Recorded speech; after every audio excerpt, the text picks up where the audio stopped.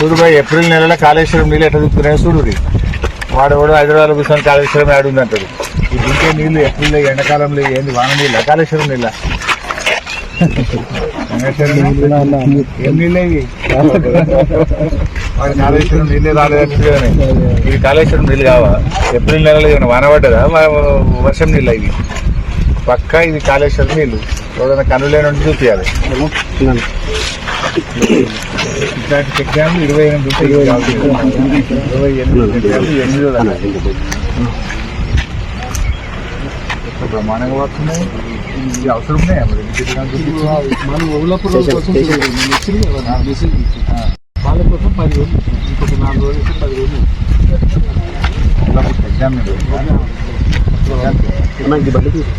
exam morning ఆడితే